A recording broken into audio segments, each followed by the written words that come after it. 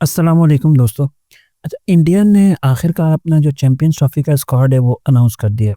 जिसका मतलब है कि अब जो पीछे 8 टीम्स थीं जिन्होंने चैंपियंस ट्रॉफ़ी के लिए पार्टिसिपेट किया था, उसमें से अब जो 7 टीमें हैं उन्होंने स्क्वाड अपना अनाउंस कर दिया। और 2024 के वर्ल्ड कप की तरह पाकिस्तान रह गई है, जिसने आखिर में अब अपना स्क्वाड अनाउंस करना है। अब लास्ट टीम जो पाकिस्तान है वो रह गई है। पाकिस्तान इस ट्रॉफ़ी के होस्ट भी हैं। कुछ थोड़ा बहुत टूर्नामेंट इंडिया के जो मैचेज़ हैं वो पाकिस्तान से बाहर भी हो रहे हैं। लेकिन जहाँ तक स्क्वाड्स की बात है तो उसके अंदर बाकी सारी टीम्स अपना स्क्वाड अनाउंस कर चुकी हैं। इंडिया और पाकिस्तान रहते थे। इंडिया ने भी कल जो है वो अपना स्क्वाड चैंपियंस ट्रॉफ़ी का अनाउंस कर दिया है। अब पाकिस्तान रह गया।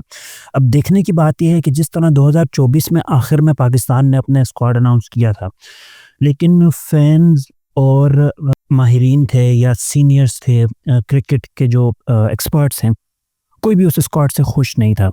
कि बहुत सारे तनकीद कर रहे थे उस्मान खान पे, इवन बाबर आजम पे तनकीद हो रही थी।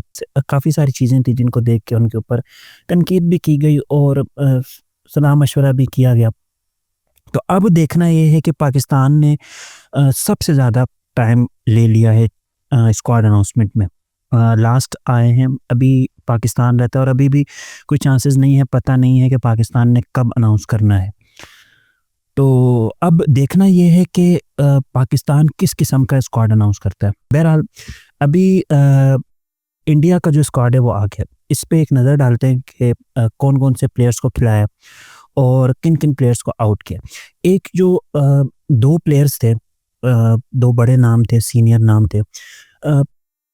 कुछ लोगों को लग रहा था, जिनमें से एक मैं भी था, हम लोगों को लग रहा था कि शायद इनको ना खिलाया जाए चैंपियंस ट्रॉफ़ी में उनकी फ़ॉर्म को देखते हुए। लेकिन उनको लेके आया गया और खिलाया गया। ठीक है? तो ख़ैर पहले स्क्वाड देखते हैं, उसके बाद डिस्कशन करते हैं कि क्या। अच्छा, अगर स्क्वाड देखा जाए तो एक काफ़ी स्ट्रॉन्ग साइड नज़र आ रही है, काफ़ी अच्छी साइड एक ये नज़र आ रही है। अगर प्लेइंग 11 की बात की जाए, जो मोस्ट प्रोबेबली जो प्लेइंग 11 होगी। अच्छा, अगर सबसे पहले बात करते हैं इनके ओपनर्स की, अगर ओपनिंग पेयर की बात की जाए तो रोहित शर्मा और शुभमन गिल है। अब यहाँ पे ये बात हो रही है, काफ़ी लोग ये बात डिस्कस कर रहे हैं कि शुभमन गिल को खिलाया है यशस्वी जायसवाल उससे बेहतर है, उनको खिलाना चाहिए था। तो मेरा भी यहाँ पे ख़्याल था कि यशस्वी जायसवाल को खिलाना चाहिए था। पहले उनके अंदर उनमें ये बात आ रही थी कि वो जो है वो टी20 के प्लेयर हैं, इतना टाइम वो क्रीज़ पे टिक नहीं पाते हैं या इस तरह। लेकिन अभी जो लास्ट जो ऑस्ट्रेलिया के साथ जो बॉर्डर गवास्कर ट्रॉफ़ी जो हुई है इंडिया की, उसके अंदर अगर अगर देखा जाए तो मेरा ख़्याल से जो मोस्ट इम्पैक्टफुल प्लेयर थे या बहुत अच्छे जिन्होंने स्कोर किया, एक होप जो इंडियन ऑडियंस को दिलाई कि हम ये सीरीज़ जीत सकते हैं, वो मेरे ख़्याल से यशस्वी जायसवाल थे जिन्होंने। तो ख़ैर अब ये बीसीसीआई डिसाइड करता है, बोर्ड डिसाइड करता है, उन्होंने बेहतर समझा होगा शुभमन गिल को। तो ओपनिंग पेयर की बात की जाए तो ये 2, फिर उसके बाद विराट कोहली। अब विराट कोहली पे सवाल आ रहा था कि आया इनको खिलाया जाएगा या नहीं? खैर इस पे वीडियो में आगे जाके बात करते हैं। फिर उसके बाद श्रेयस अय्यर। अच्छा, श्रेयस अय्यर एक बहुत अच्छी पिक है।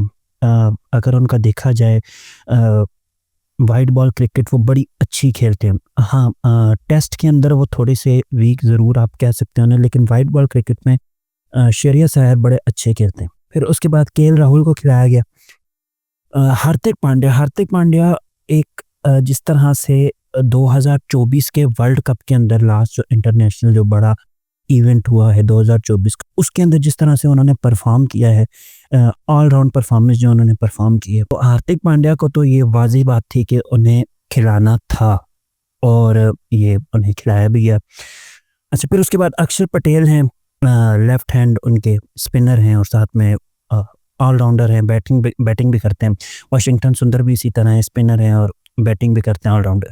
अच्छा, जो कुलदीप यादव हैं उनको खिलाया गया है और जो कुलदीप यादव हैं वो इनके वाहिद इस टीम के अंदर, इंडिया की टीम के अंदर जो कुलदीप यादव हैं वो फुल टाइम स्पिनर है। मतलब जो बाकी 2 स्पिनर्स हैं, अक्षर पटेल का मैंने बताया आपको, वाशिंगटन सुंदर का बताया, ये दोनों जो हैं ये दोनों ऑलराउंडर है। ये बैटिंग भी करते हैं और साथ में स्पिन बॉलिंग भी करते हैं।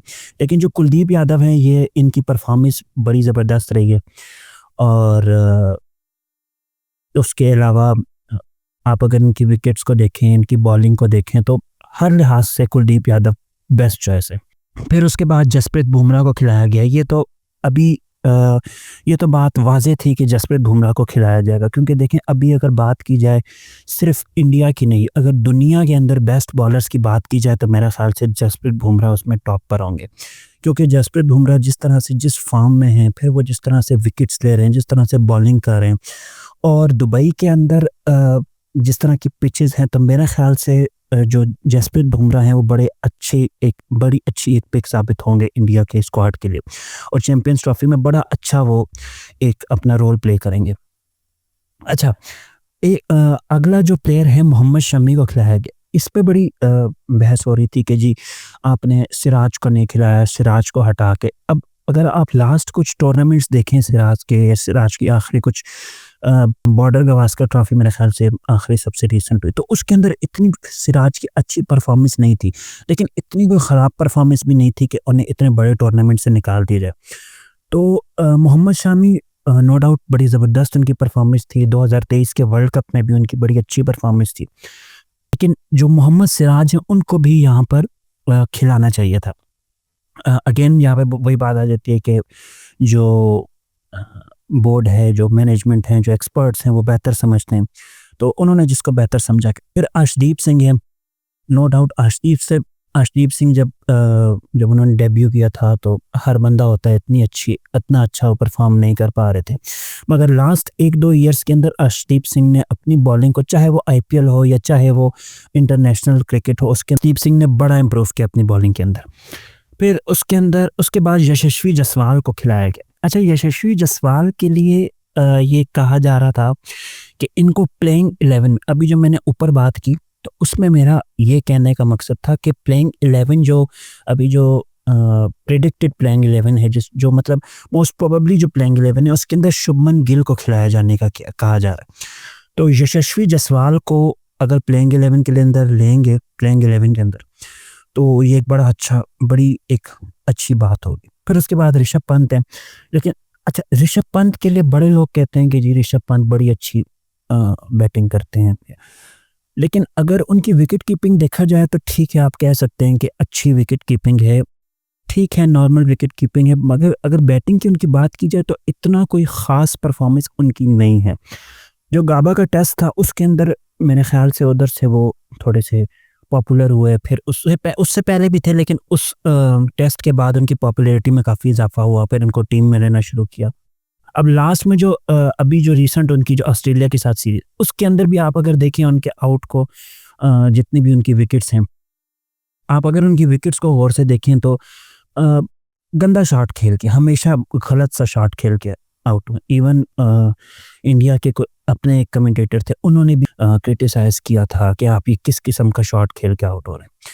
तो और ऐसे प्लेयर को आप चैंपियंस ट्रॉफी के अंदर खिलाएं, इतना बड़ा इवेंट है और आप फेवरेट्स भी हैं, तो मेरा ख्याल से ऋषभ पंत की जगह नहीं बनती थी, लेकिन उन्हें खिलाया गया, एक्सपर्ट्स को बेहतर मालूमात हैं। फिर उसके बाद रविंद्र जडेजा, फिर ये स्पिनर हैं, लेकिन ये तीसरा ऑलराउंड स्पिनर आ गया। पहले थे अक्षर पटेल, फिर वाशिंगटन सुंदर, और ये तीसरा जो रविंद्र जडेजा, ये तीसरा स्पिनर, ये भी लेकिन बड़ी अच्छी बॉलिंग करते हैं।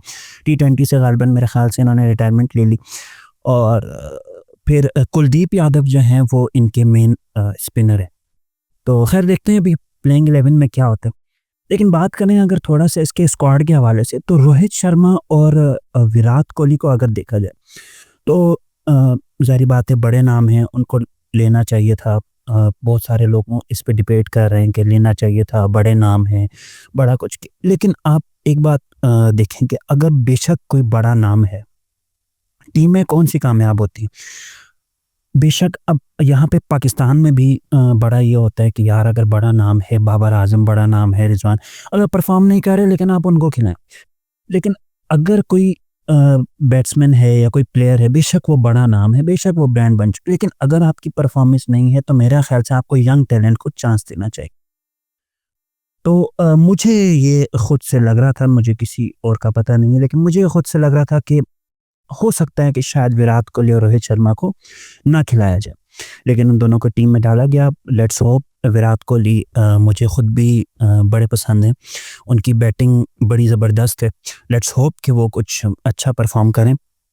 लेकिन लास्ट उनकी जो अभी कुछ परफ़ॉर्मेंसेज़ हैं, उनको देख के लग नहीं रहा कि वो फ़ॉर्म के अंदर है। इसी तरह रोहित शर्मा भी लास्ट परफ़ॉर्मेंसेज़ की बिना पर अगर उनको देखा जाए तो वो एज़ सच कोई फ़ॉर्म में लग नहीं रहे ज़्यादा ख़ास।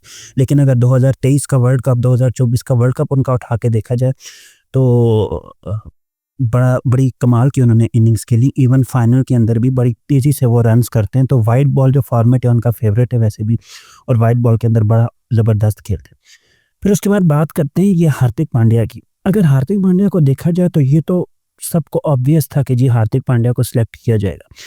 क्योंकि लास्ट कुछ अरसे से उन्होंने अपनी मतलब बड़ी क्रिकेट को इम्प्रूव किया, अपनी बॉलिंग को, अपनी बैटिंग को। और जिस तरह से वो आईपीएल में खेलते हैं, जिस तरह से वो इंटरनेशनल में खेलते हैं, तो बड़ी ये एक ऑब्वियस सी बात थी कि हार्दिक पांड्या को पिक किया जाना था। फिर आखिर में बात करते हैं मोहम्मद शामी की। सिराज और मोहम्मद शामी पे बड़ा कंपैरिज़न हो रहा है। देखिए, जो मोहम्मद सिराज है वो नो डाउट एक अच्छे बॉलर, लेकिन फिर वही बात है कि जब इतना बड़ा टूर्नामेंट आता है तो आपको बहुत सारी चीज़ों को सामने रखना पड़ता है। मोहम्मद शामी एक एक्सपीरियंस प्लेयर है, और सिर्फ वो नहीं, वो उन्हें प्रेशर सिचुएशंस में डील करना आता है। और अगर आखिरी कुछ टूर्नामेंट्स में देखें तो सिराज की फॉर्म भी इतनी कोई अच्छी नहीं थी। इवन के 2024 का जो वर्ल्ड कप गुजरा है टी20 का, उसमें भी सिराज को इतना अच्छा परफॉर्म नहीं कर पाए। तो ऑब्वियस तो नहीं था, लोगों को लग रहा था कि शायद सिराज को पिक किया जाए, लेकिन शमी को पिक किया गया। अब देखते हैं क्या होता है। ये तो चैंपियंस ट्रॉफ़ी जब आएगी फ़रवरी में, उसने आना है मेरे ख़्याल से। अब एक ग़ालिबन 1 महीना ही बचा है। तो अब जब चैंपियंस ट्रॉफ़ी आएगी उसका पता चलेगा कि जी किस तरह से कौन-सा प्लेयर किस तरह से परफ़ॉर्म कर रहा है, क्या परफ़ॉर्म, फिर ये सारी चीज़ें ये सामने आएगी कि क्या अच्छी पिक थी क्या। लेकिन अगर एक जनरली बात की जाए तो इंडिया का जो स्क्वाड है वो बड़ा डेंजरस स्क्वाड है, बड़ा ज़बरदस्त स्क्वाड है। और टीमों को बच के रहना पड़ेगा, ख़ासतौर पे पाकिस्तान को, क्योंकि आपको पता है एक बड़ा प्रेशर भी होता है इंडिया-पाकिस्तान के मैच का। तो ख़ैर आज के लिए इतना ही। अब इंशाल्लाह नेक्स्ट वीडियो में मिलते हैं, तब तक के लिए अल्लाह हाफ़िज़।